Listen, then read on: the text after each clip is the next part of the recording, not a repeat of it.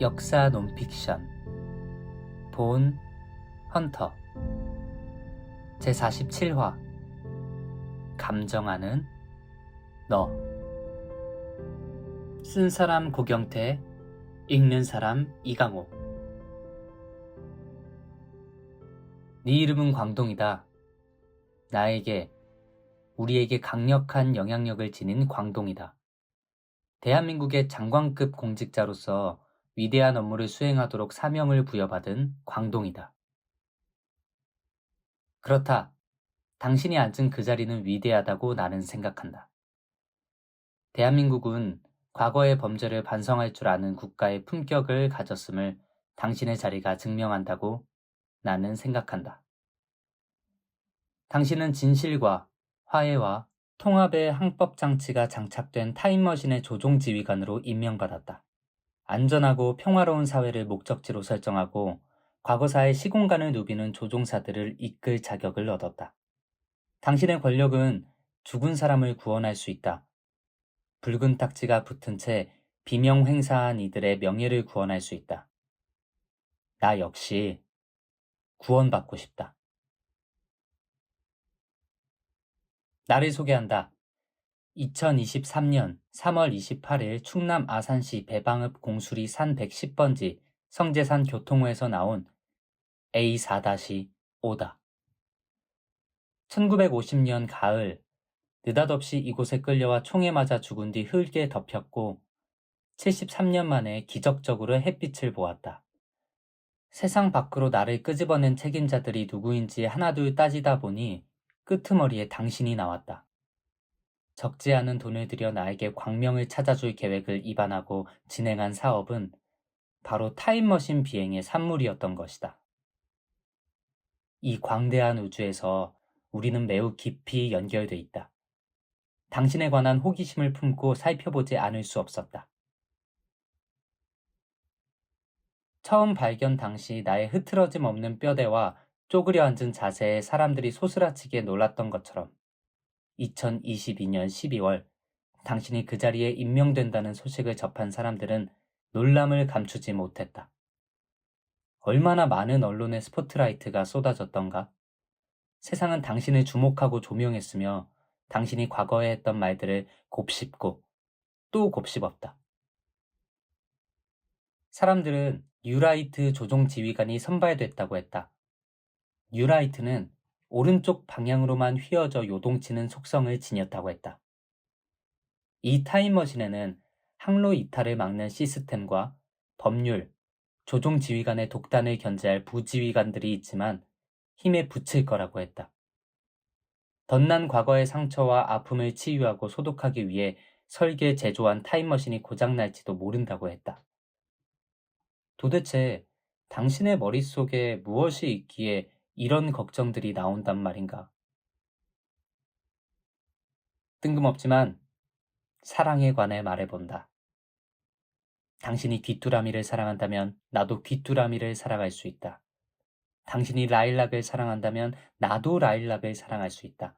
당신은 밤을 사랑하는가? 나도 밤을 사랑하겠다. 조용필의 킬리만자로의 표범. 당신은 승만을 사랑한다고 했다. 나도 승만을 사랑하기는 곤란하다. 어느 책에선가 당신은 승만이 독재자라는 세간의 평가에 관해 강력한 반론을 폈다. 승만이야말로 건국과 민주주의 혁명의 토대를 마련한 인물이라고 극찬했다.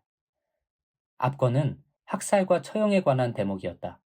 대규모 학살과 처형이 반드시 동반되게 마련이라는 것이 독재의 특징이라면서 당신은 스탈린, 히틀러, 무솔리니, 마오, 일성, 포를 예로 들었다. 그러면서 승만은 독재자이기는커녕 그 반대라고 했다. 1950년 전쟁이 터지자마자 적에게 동조할 수 있다는 이유만으로 전국 팔도에서 수많은 국민보도혁명원들이 국가에 의해 계획적인 죽음을 당했다. 그해 9.28 수복과 1951년 1.4.5태 직후에는 부역 혐의자로 지목된 이들과 그의 가족들이 떼죽음을 맞았다. 나도 그들 중 하나다.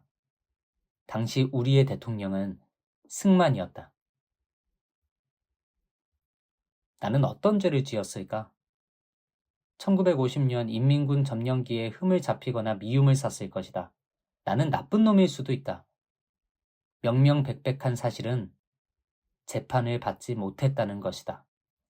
죽은 뒤 함부로 버려져 70년 이상 방치됐다는 것이다. 당신의 말대로 승만은 자랑스러운 민주공화국의 대통령이었다.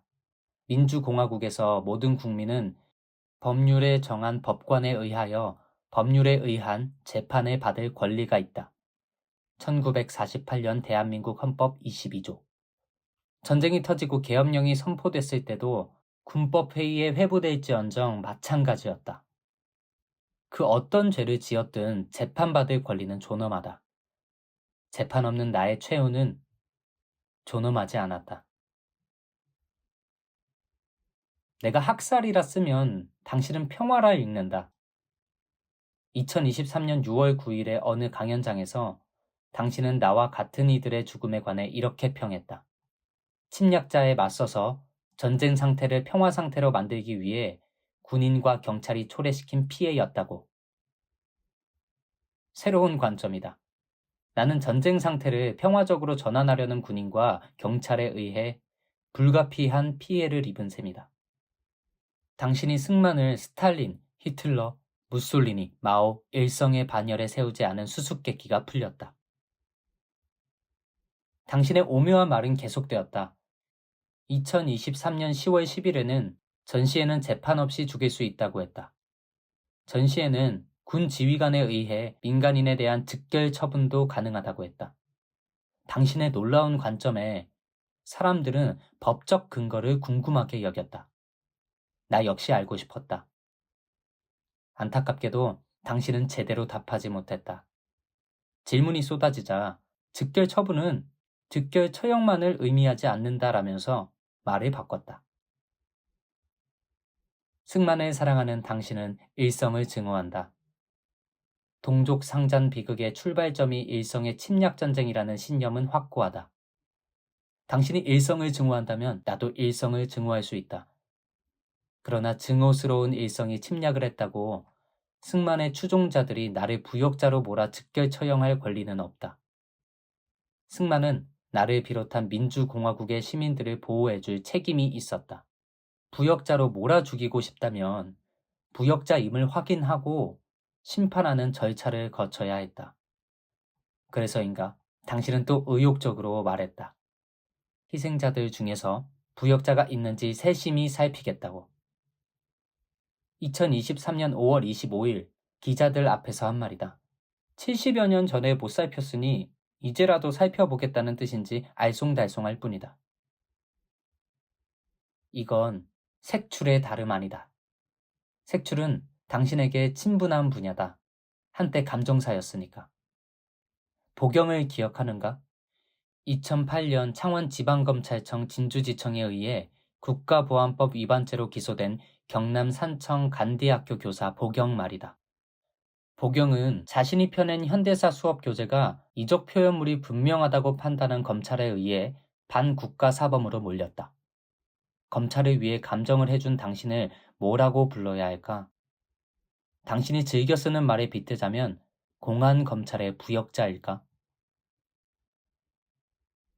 당신은 보경의 문건이 북한 공산 전체주의 유지와 옹호라는 목적에서 작성되었다는 감정 결론을 내렸다. 국가의 존립을 위협할 이적행위라는 거였다. 이적이란 무엇인가? 적을 이롭게 한다는 뜻이다. 부역과 쌍둥이 말이다. 당신은 2010년 1월 보경을 피고로 한 재판에 나와 제가 검찰 측 요청으로 지난 10여 년간 20여 건 이상의 감정을 한 경력이 있다고 자부했다. 이제 당신은 보경 대신 한국 전쟁기 군경에 의해 죽은 수천여 명의 희생자들을 들여다본다. 이들 중 상당수가 이적행위를 했는지, 즉 죽을 만한 짓을 해서 죽은 건 아닌지 여부가 감정의 핵심이다. 그 서막이 올랐다. 당신은 타임머신의 진실규명을 요청한 1950년 경북 영천 국민보도연맹 사건 희생자 6명을 특별 감정했다. 부지휘관들과 언론의 비판에도 기어이 이들을 부역자로 몰아가는 중이다. 피해자가 가해자로 바뀌고 있다. 당신의 전적을 음미해 본다. 안타깝게도 보경에게는 0대3 완패했다. 1심, 2심, 대법원 내리 3번 모두 무죄였다. 이 정도면 감정의 신뢰성에 대한 평가가 이루어져야 한다. 그럼에도 당신의 자리는 굳건하다. 뉴라이트의 명망가이자 이데올로그로서 대통령 성렬에게 받는 이쁨과 사랑 덕분인가? 뉴라이트는 검찰과 함께 성렬을 떠받치는 양대 기둥이라고 한다. 희생자들이 당신에게 위로와 구원을 받는 길은 멀어 보인다. 당신이 감정사의 태도를 취하는 이상 불안은 계속된다. 이제 나를 꺼내준 사람을 만나 위로를 받아야겠다.